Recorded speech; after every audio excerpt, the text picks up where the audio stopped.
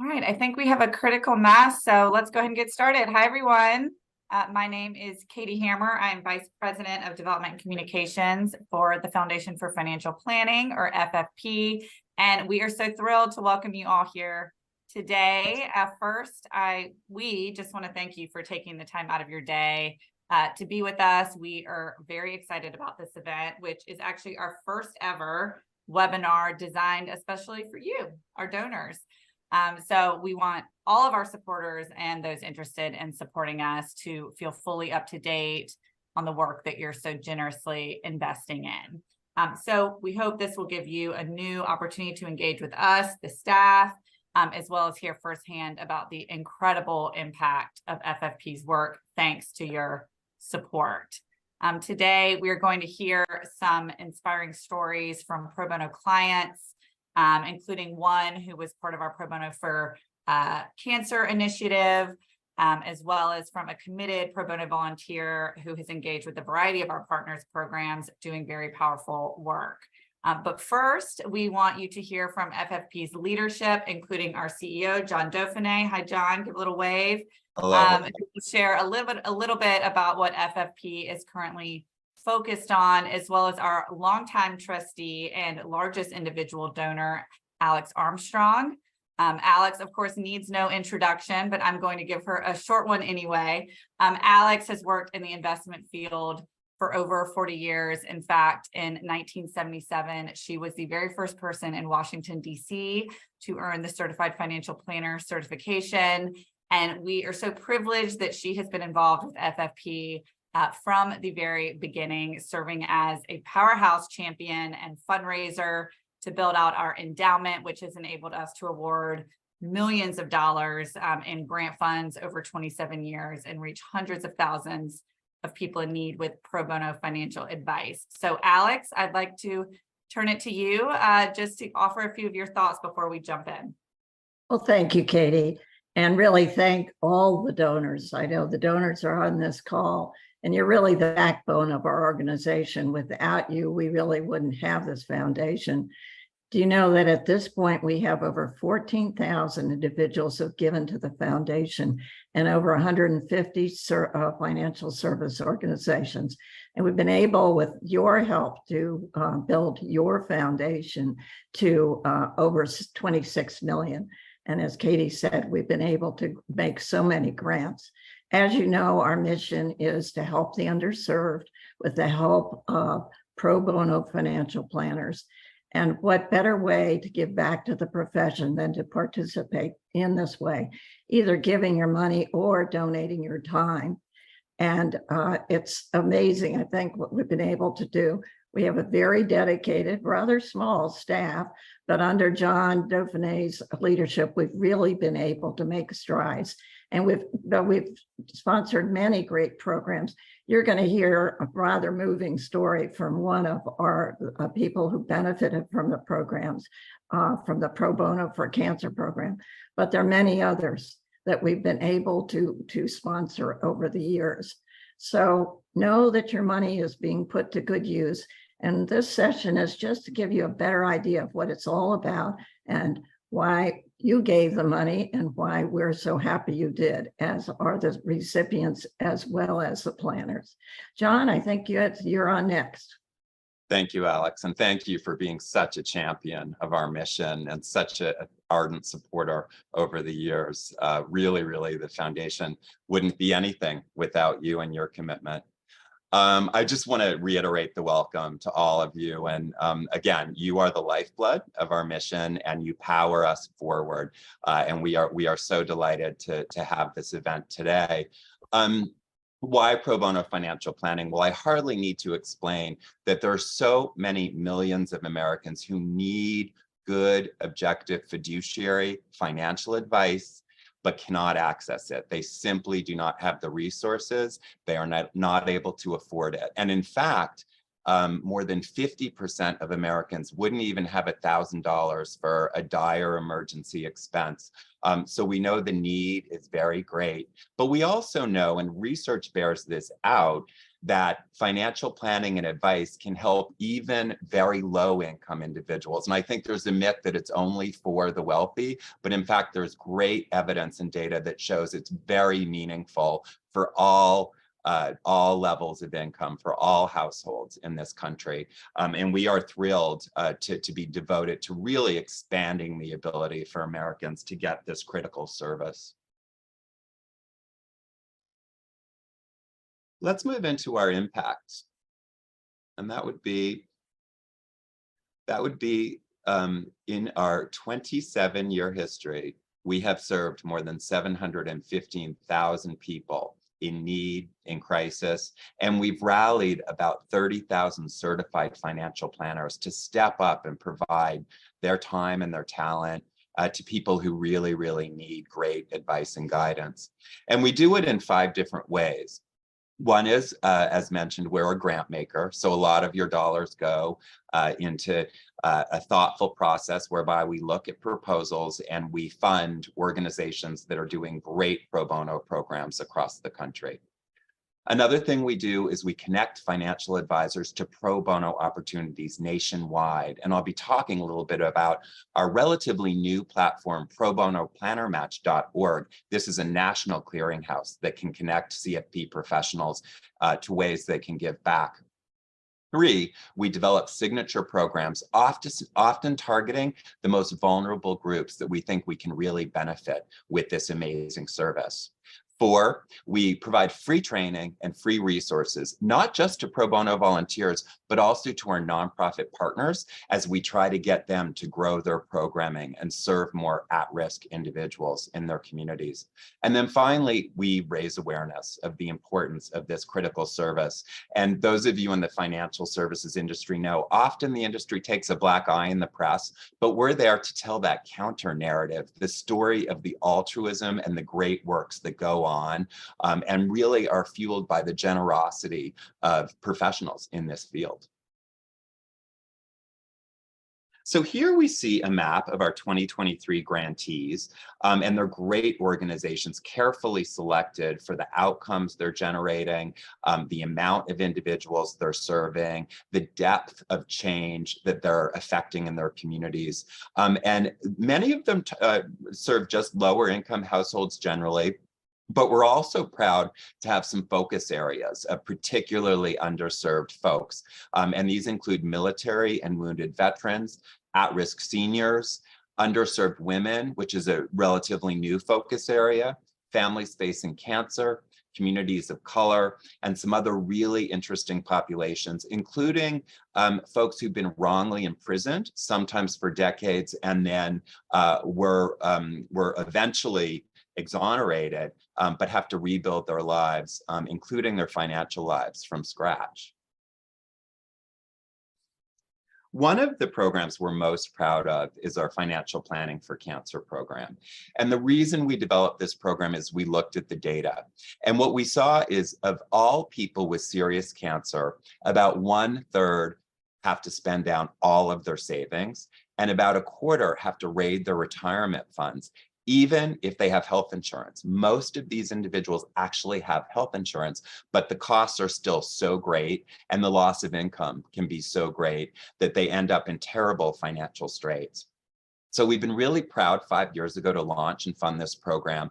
And over that time, we've served over 2,000 families facing very serious financial challenges as they have been undergoing cancer treatment. We've activated almost 700 CFP professionals to help guide them and serve them. And we have over 1,000 referring hospitals with our partners.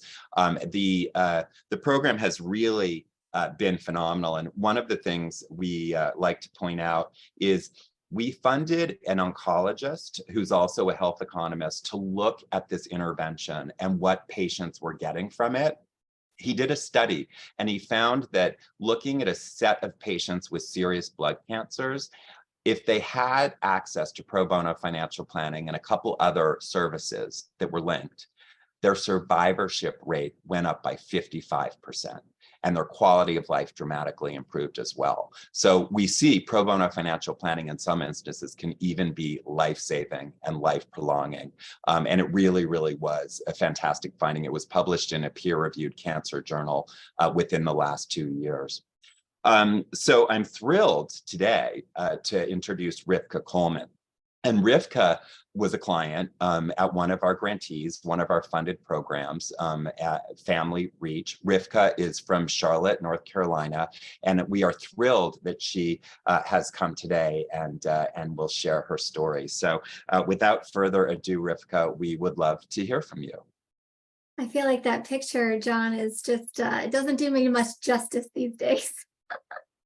Thank you so much for having me. It is always such an honor to be here and to share in the success of being one of your pro bono for cancer recipients. Like any other pro bono for cancer recipient, my story starts off with a cancer diagnosis and the shock that comes from that. I don't know if anybody can ever prepare for cancer, although you would think with the statistics being what I think 1 in 2 adults will actually get a cancer diagnosis, you would think we'd be more prepared. But at 37, a busy mom with a plethora of children at home, right at that time, my kids aged from 19 months to 20. I was not expecting a breast cancer diagnosis. The subtype of breast cancer that I had was one of the most rarest and hardest to treat, called triple negative breast cancer. And with that came an extreme amount of treatment. So my treatment started with IV chemotherapy for 16 weeks. I had 4 different types of drugs. After that, I had surgery that took my breasts. And then after that, I went into radiation.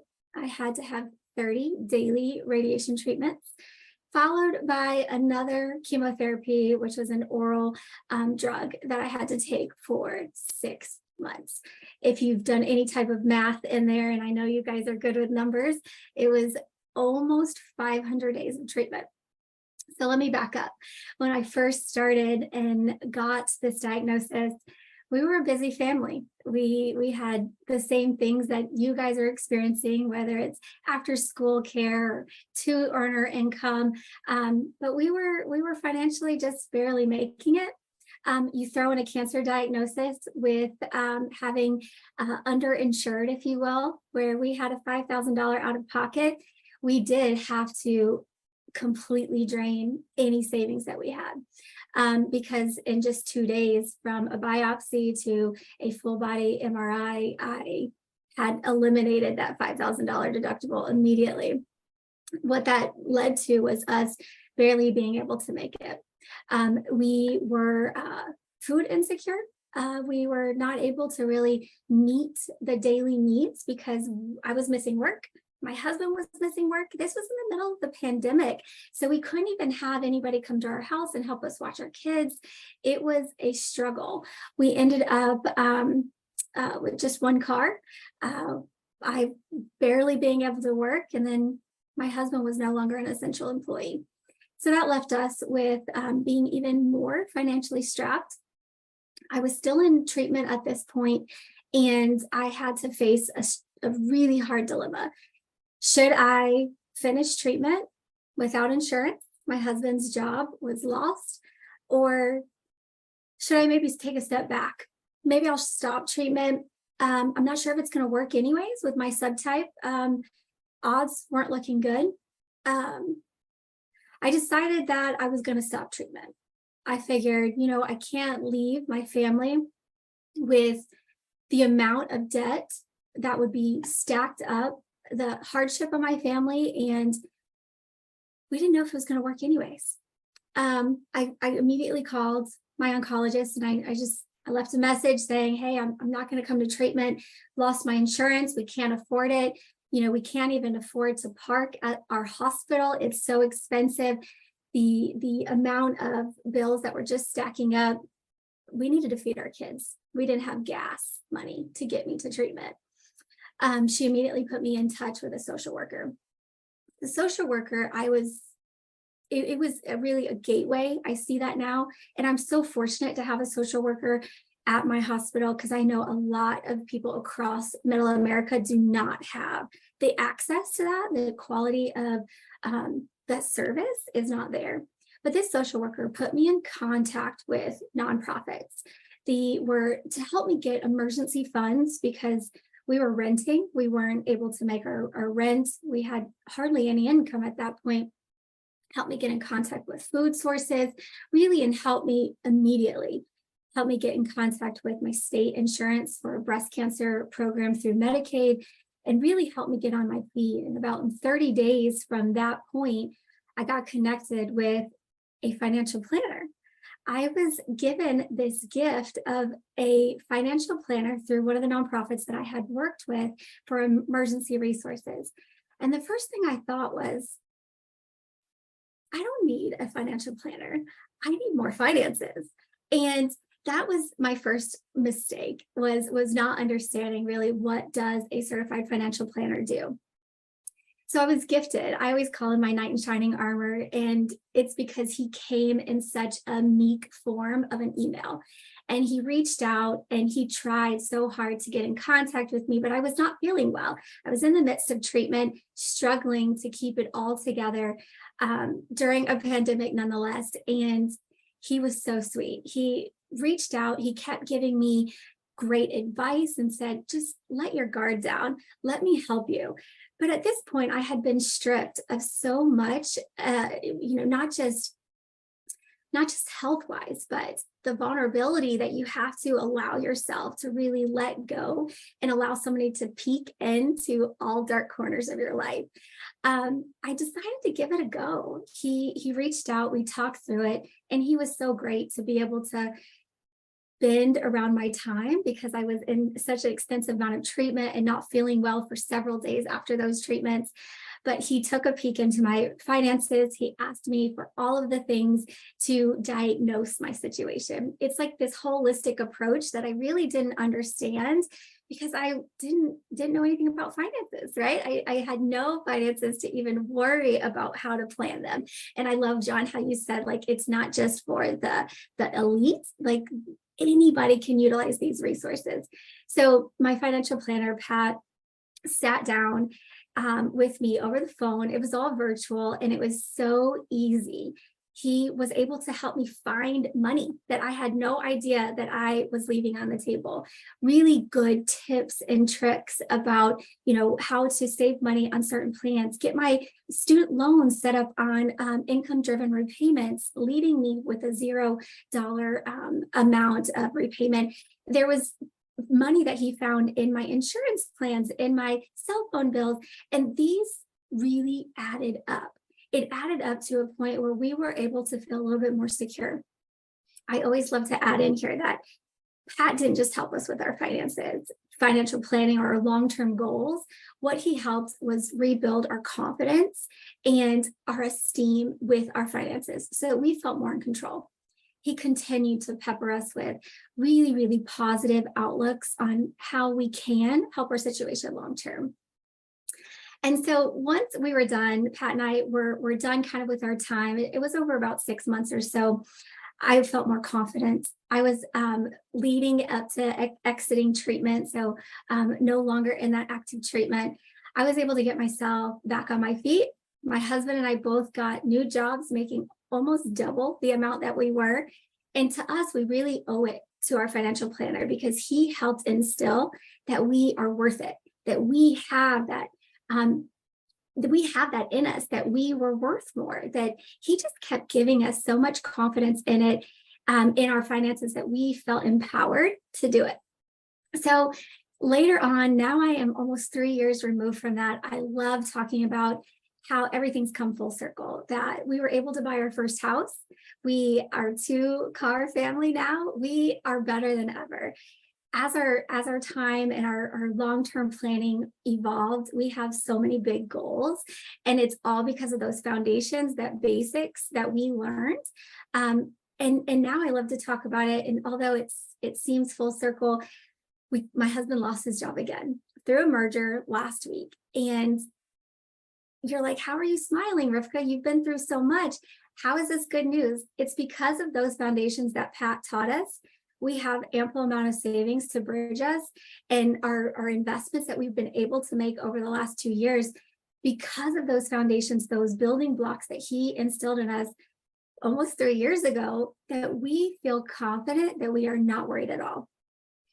I love to talk about financial planning so much that I myself have applied for a scholarship to also become a certified financial planner. So I have all of that to thank because, John, of your program. And I am here today to tell you that I am almost 3 years cancer-free and on my way to financial freedom. So thanks. What an amazing journey. And you're absolutely a remarkable person in your family to go through that and to come out the other side stronger than ever. And I'm so glad that you are doing well health-wise. I'm not glad to hear about your husband, but I know you guys will be okay. And you have a really, really strong knowledge base. And I absolutely love the fact that your interaction has led you to be interested yourself in pursuing becoming a certified financial planner. It's really, again, a remarkable journey, and we can't thank you enough for becoming an advocate for this work and for sharing your story. So if you'll stay with us at the end, if there's questions, would love to bring you back on in a little bit, if that's okay. Yeah, thank you again. I want to talk a little bit as we move forward about volunteerism. And this really, of course,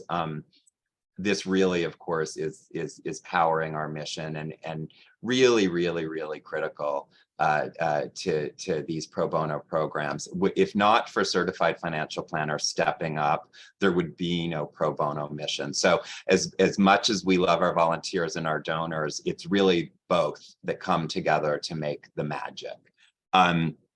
As I mentioned earlier, we have a relatively new platform called ProBonoPlannerMatch.org.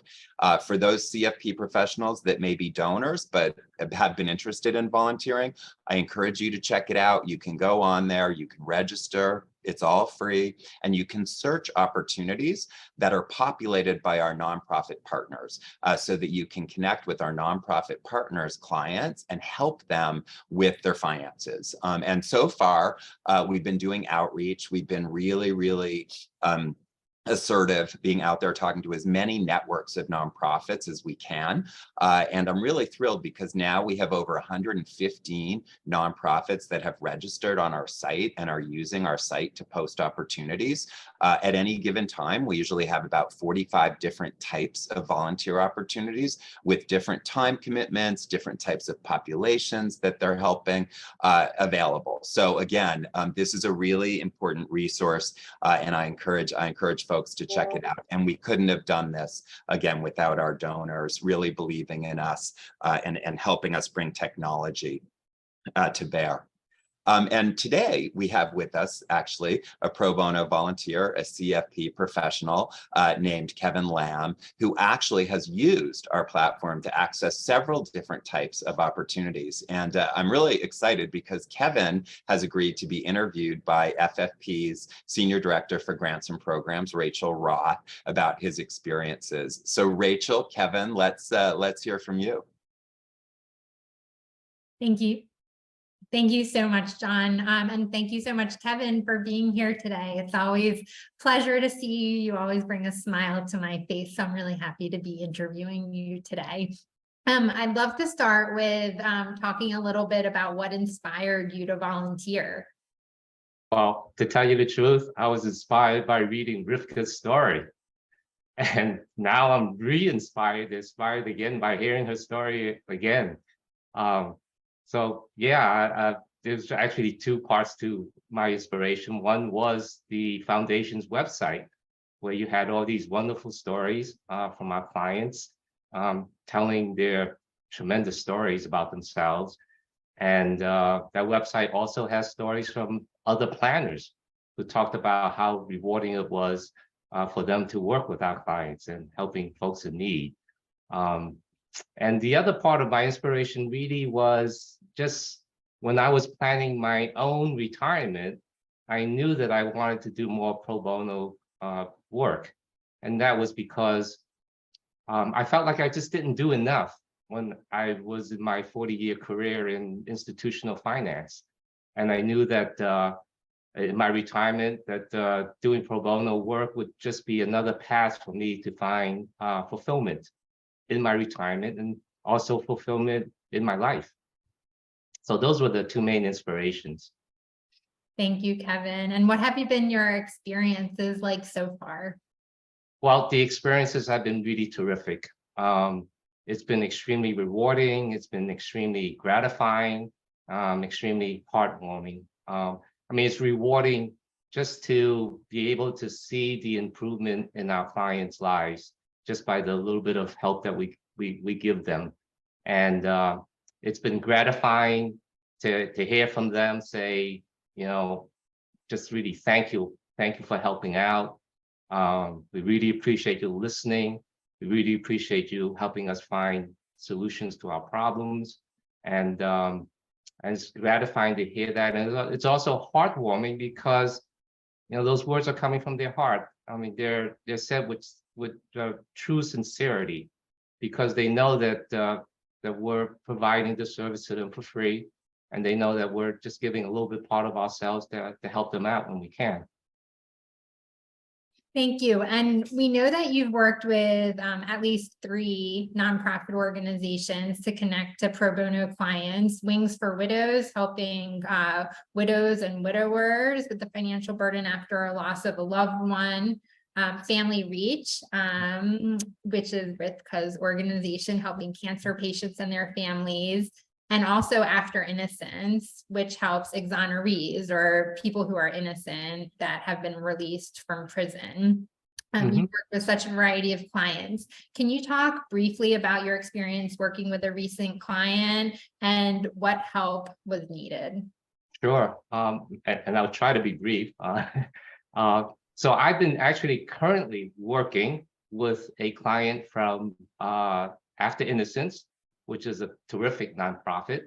As we talked a little bit about before, they help exonerees, folks who were wrongfully convicted and then wrongfully imprisoned, oftentimes for many, many years. And the client I'm working with now actually was wrongfully imprisoned for almost 20 years of his life, 20 of his prime years. And his situation is that when he was released, he actually made some very good financial decisions. He bought a good house in a nice neighborhood, but the problem now is that the neighborhood has gotten nicer and nicer, but that meant that the property taxes have gotten higher and higher. And so he's been having trouble keeping up with paying the property taxes. And in addition to that problem, he's just turned 65, but he cannot get Medicare. And the reason is because he does not have 40 credits. And here's the twist, here's the irony, and here's the additional injustice. The reason he does not have 40 credits is because he was wrongfully imprisoned for 20 years. So he's got the challenge of not having health insurance. So those are his needs right now. He needs to get health insurance, and he needs to be able to pay his property taxes. Wow. I've talked to After Innocence about that challenge. So sort of Social Security and Medicare, like, Yeah, don't have the credits for wow. So how have you been able to assist him? yeah. So I've been working with the leadership team at After Innocence, and we've come up with a 2-part plan. And the first part of the plan is that we're going to help the client get a reverse mortgage. And that will allow us to tap into the equity in his house and improve his cash flow so that he'll have money to pay the property taxes. And then the second part of the plan is for us to restructure his annuity. He has an annuity that we can restructure. And in doing so, we'll get him qualified for supplemental security income, which will also help us improve his cash flow. But it will also position him to be able to get into the special qualified Medicare beneficiary program. And that will allow him to get the health insurance. So if we're able to execute on this plan, we'll be able to get him his health insurance and be able to have him be able to pay for his property taxes. Wow, that's wonderful. It's a huge impact that you're making on his life, helping him navigate things that are pretty complicated that he probably wouldn't have known about on his own. What have you learned so far from working with him? Wow, I've learned so much, and a lot of things I've relearned. So I think the most important thing is I've learned just really the strength and the resilience of the clients that we work with. I mean, they're facing so many really difficult challenges, but in the face of that, they have this amazing spirit, and they have this tremendous amount of grace, and it's just wonderful to be able to help them, fix some of their problems, and also to fix some of life's injustices. And how has volunteering to do pro bono work impacted you? Wow. So it's impacted me very profoundly. It's added a lot of purpose and fulfillment in my retirement and also in my life. It's allowed me to receive more gratitude, but also to give more gratitude. And I think in the simplest terms, it's allowed me to be a better person. And so what advice would you give to other advisors who are interested in doing pro bono service? Wow. Yeah, so for other advisors and planners, number one, get involved. Number two, take action. And number three, stay involved. So for new advisors and new planners coming into our profession, I ask you, please get involved. Don't be afraid that you don't know everything, because just having your interest in doing pro bono work, that's enough to show that you know enough to have a very important, meaningful impact. And for folks who are experienced, I ask you, please find some time. I know it's very, very difficult in our world to find time to get everything done. But if you can just find a little bit of time and just give a little bit of yourself, you can really have a tremendous impact, and it'll be so rewarding. And finally, for my fellow retirees and other pre-retirees, please stay involved. You have such tremendous expertise and some tremendous wisdom and gravitas, that you have these superpowers to have a tremendous effect on people and be really impactful. And so, I hope we don't lose that. And so I really ask you to please stay very much involved. Thank you so much, Kevin, for your dedication and your thoughtfulness and your warmth. Like I said in the beginning of the interview, you really bring a smile to my face whenever I see you. And I know that you do the same for your clients. I've talked to After Innocence about that. And we're so lucky to have you. We really Thank you. appreciate it. Thanks, Rachel. And I also want to thank the entire team at the foundation for your leadership, for your dedication, for all your hard work. It's been meaningful to me, and it's had tremendous impact on a lot of other people that I see. So thank you.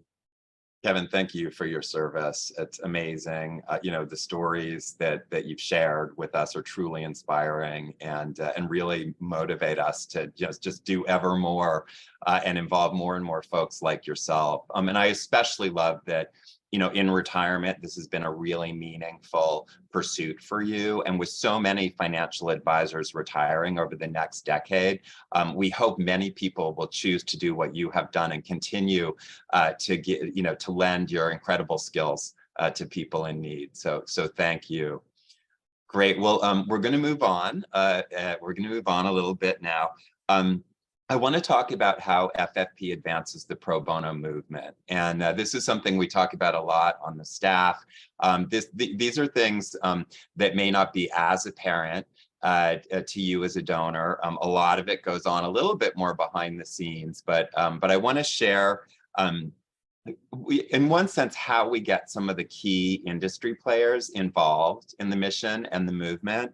And then also, I want to share a little bit about how we try to grow the knowledge base on pro bono and use that information to build a business case and get more and more folks engaged. So I'm going to talk about our partners first. I do want to point out that for our whole history, we've had a very close relationship with FPA, the Financial Planning Association.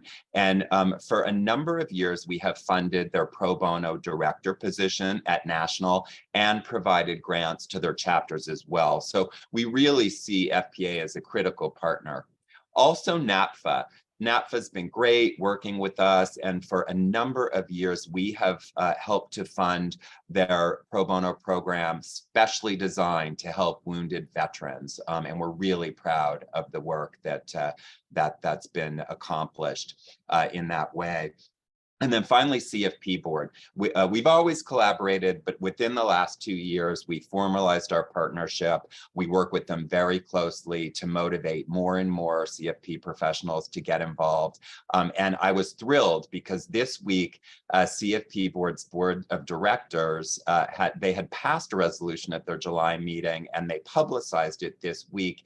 And really what CFP board did is recommend all CFP professionals perform at least 20 hours of pro bono service a year. And this is really, really a terrific cue to the whole group of CFP professionals in the country, all 100,000, roughly 100,000. Get involved, try this out. And so we are thrilled to see that happen. Another thing we try to do is bring the leading employers, the leading companies, the leading RIAs in the field together.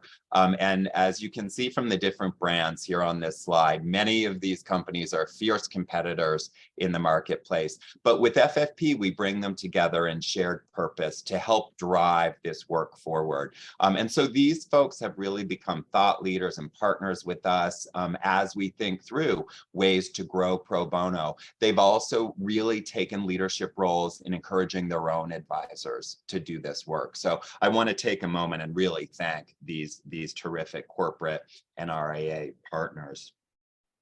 So I mentioned the knowledge base on pro bono, and I want to share just a couple preview statistics with you. We're really excited because we did a survey here at the foundation in June of this year, and we had over 1,100 CFP professionals respond. And right now we're putting together a really, really important and compelling business case, and we're going to be sharing that with the media in September. But just a couple previews for you as our donors. One is we found, and this wasn't a surprise, but we now have great data to support it, that younger folks that are planners, advisors, that are entering the profession, they really, really care about pro bono. In fact, 55% of them, folks under 35, report that if a firm has an encouraging policy on pro bono, it makes them more likely to want to work there. Yet only 21% report that their firm encourages pro bono. So here we do see a gap, and at FFP, we're going to be working with the key employers of CFPs to try to close this gap and try to convince more and more RIAs and financial planning firms to better support their advisors and to offer policies and practices that support pro bono. Another really important finding of our survey is that pro bono is good for advisors and it's good for their employers. And of course, this is also part of the business case. When we asked advisors who had done pro bono, 71% agreed it made them more effective at listening and client communications. 73% said it made them more effective at interacting with diverse clients and diverse individuals. And more than half agreed that they were able, through pro bono, to take on new roles and to take on leadership roles that they had not otherwise had, which enriched their ability to practice as an advisor across their careers, in their broader careers. So we were really, really excited to see these advisors reporting that, in fact, pro bono developed their skills. And of course, this also redounds to the benefit of their employers.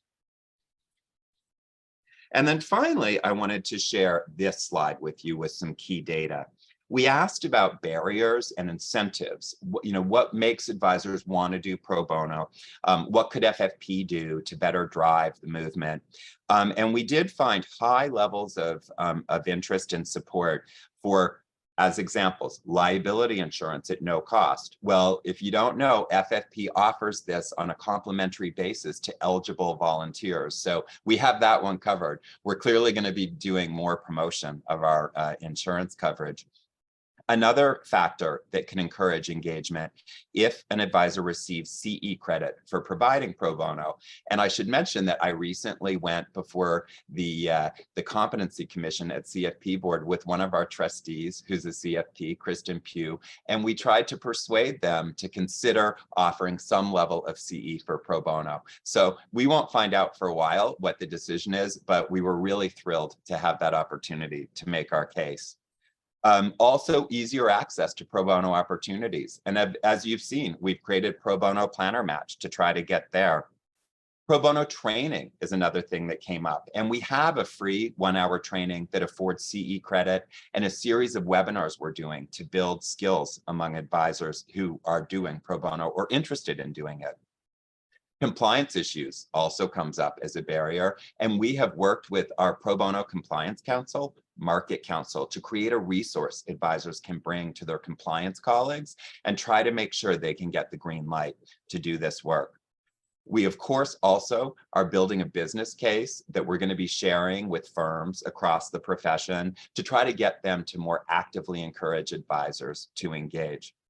And then the last item on this chart is really goes to if pro bono was recognized more as part of a professional obligation. And as you can see this week with CFP board coming out and saying they think all CFP professionals should do at least 20 hours a week, that in fact, we've made real headway on that as well. So very briefly, in summary, you have helped us. You have helped us reach this historic level of impact in our history. We have awarded more than $9 million in grant funding. We've activated almost 30,000 certified financial planners to do this work. And we've reached well over 715,000 people in crisis or people in need with this amazing service. Again, we could not do this without you, and we are very grateful. The last thing I want to point out is we do have the top rankings from the nation's leading charity assessment organizations. So you can see Charity Navigator, we have the top ranking. Candid, we have the top ranking for transparency. We're really proud of this, but we want you to know that it really goes to how we treat your donor dollars with respect and with care. And we really try to get as much out of every dollar as we can towards the impact that we want to make together. So now I'd love to bring our panel back and see if we have any questions. We have a little bit more time, and we will turn to Katie to close us out. Katie. And you're on mute, Katie. Sorry about that. Thank you, John. We are not seeing too many questions in the chat, but I'm going to go through a couple. One just in, can you explain the difference, if any, between Family Reach offering and FFP programming for cancer patients? So I believe the question is explaining how we work with organizations like Family Reach. What is our role versus what is the role of our partner organizations like the one through which we found Rivka? I can take that. So actually 5 years ago, when we wanted to do this work, we did a campaign to raise seed money. We knew that we would have to provide some grant funding to Family Reach. But we also worked with Family Reach on a training, and we brought in a lot of CFP professionals, actually from FPA, our partner, and together we built a training with Family Reach. And the training talked about how advisors can better serve people with serious illness, and then also what advisors need to know about pro bono, and especially about individuals who may have money challenges and may struggle with income and assets. We put that together. And then we also put together a framework. And this we really calibrated so that we could attract advisors to help patients, but also not require an open-ended commitment, because we knew that that might be too, just too much for advisors with busy practices to commit to. So we planned out a framework with about 3 meetings, about 2 meetings each, and we determined that each advisor would be asked to serve 2 to 3 families a year. We have found that definitely hit the sweet spot. There's been great success in keeping advisors in the program. And we've been thrilled again to see the program grow over time. We also funded Family Reach's ability to offer a Salesforce-based platform that would manage the program. And Family Reach manages the program, the patients and the volunteers. So we do not do that part of it. But what we did do is fund an interconnective community so that the volunteers could speak to each other, ask each other's questions, and gain knowledge from each other's experience. So again, working in partnership with Family Reach, we created something that's very powerful. We also did the same with our cancer-related grantee in Minneapolis, Angel Foundation. It was the same recipe, and they've had a lot of success as well. So I hope that gives you a little bit of an idea about how, and in many instances, we offer a grant and we're not able to do that level of partnering. But in this instance, because we felt that this population was so vulnerable and can benefit so enormously from pro bono financial planning, we really went the extra mile. The other thing I'll mention with Family Reach, they do some emergency grants to help families. They also help with health insurance optimization and connecting patients to pharma assistance, which we thought were critical ancillary services. And we loved that Family Reach could offer that bundle of services, with us really helping on that pro bono financial planning piece. So that's how it happened. And again, I think Rivka spoke about some of her experiences, but we've been so pleased to see that work grow. Thank you, John. And we've received a couple of questions that speak to just the unique nature of working with cancer patients, and questions: are there resources and trainings available on FFP's website, or what is the best way for advisors who may be working with cancer patients in their paid practices or doing pro bono to access resources, or do they need to sign up with our partner organizations in order to access that type of training? Yeah, that's a really good question. And fortuitously, we actually have a call tomorrow with 2 of our cancer grantees. So we'll pose that question and see if we might be able to offer. We like to try to offer free resources on our website. I confess I'm not sure what's there now related to cancer, but we'll ask that question. And if we can, we'll post more. We always try to get out as much free information and resources to advisors doing this work as we can. So we're going to take a look at that tomorrow in our discussion. That's great. And especially through the lens of CFP boards, amped up support of pro bono. We really hope to see more advisors stepping up, seeking to do pro bono, be it through the foundation and probonoplannermatch.org or otherwise. And we always, as John said, want to be a go-to resource for all of those advisors. So we will continue to add meat to the bones to our resources page. If you ever have any questions related to volunteering, Rachel Roth, who you just heard from, is our Director of Grants and Programs. You can find her contact information on our website. So do please feel free to reach out. Let's see if there are any further questions. I think that wraps it up. Thank you again to our wonderful panelists, Rivka, Kevin, Alex. Oh, Alex, do you have a question? No, I just wanted to add to that, the situation with the resources. You know, we have the program that you can sign up. I think a lot of financial planners say, well, I don't know that much about advising low-income clients. And of course, we have that program that when you register, you can take that course, which should remove some of the barriers. And then you can talk to other volunteers that are doing it. I know I'm personally inspired by Kevin's story, as well as Rivka. He was inspired by her, but I'm sort of retired, and as a recent widow, I expect to continue to give money as I have, but I'm going to sign up and be a volunteer for the Widows Program. That's great. And I do encourage all of you.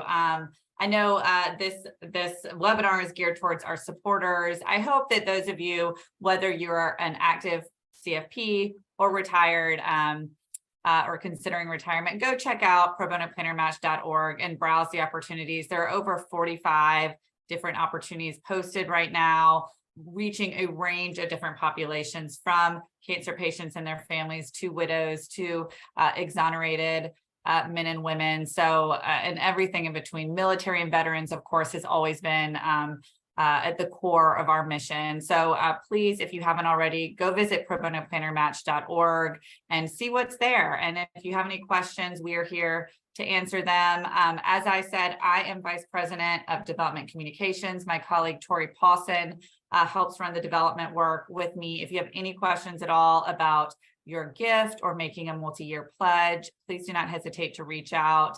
My contact information is also available on the website, and I will ask my colleague Elizabeth to put that into the chat right here as well.